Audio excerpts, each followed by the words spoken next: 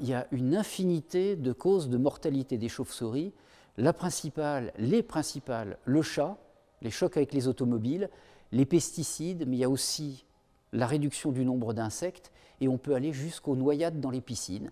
Et les éoliennes posent un gros souci aux chauves-souris qui volent en altitude, c'est que les chauves-souris se font happer par les pales ou taper par les pales, les éoliennes les tuent.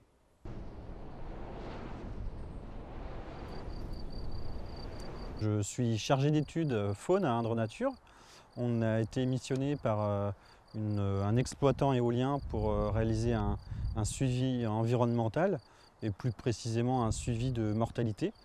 C'est-à-dire on va parcourir du mois de mai au mois d'octobre, 1 à 2 fois par semaine selon la saison, le dessous des éoliennes pour trouver les cadavres d'oiseaux ou de chauves-souris qui ont été impactés par l'éolien.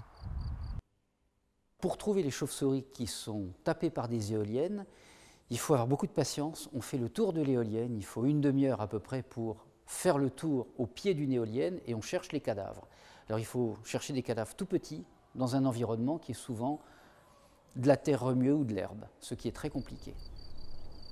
Les cadavres, on va les récolter pour les analyser, pour les identifier plus précisément, identifier l'espèce,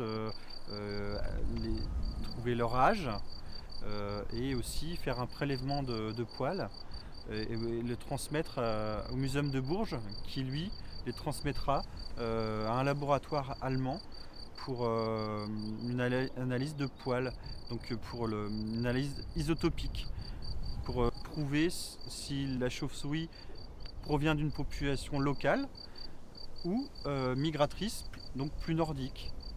Les chauves-souris, c'est le groupe d'espèces le plus impacté par l'éolien, de l'ordre de 50 à 70 cadavres par parc éolien, pour 6 éoliennes à peu près. Et pour les oiseaux, de l'ordre de 20 à 30.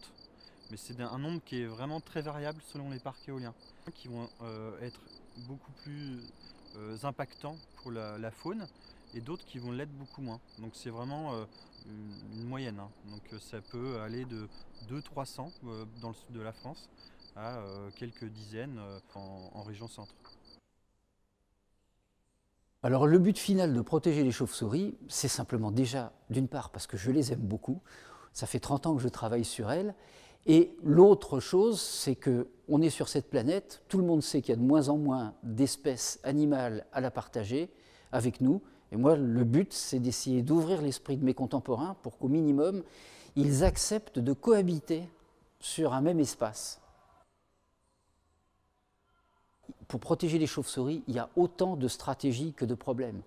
Il faudrait résoudre les problèmes pour les routes, donc permettre aux chauves-souris de passer sans se faire écraser. Pour les éoliennes, il faut les arrêter. Pour les pesticides, il faut résoudre le problème des pesticides, donc le réduire. Et je dirais que c'est infini, permanent et constant. Alors mon travail consiste, au-delà du muséum, à faire de la médiation par rapport aux chauves-souris. Là, par exemple, expliquer aux développeurs éoliens qui menacent des espèces qu'est-ce qu'ils peuvent faire pour résoudre ce problème.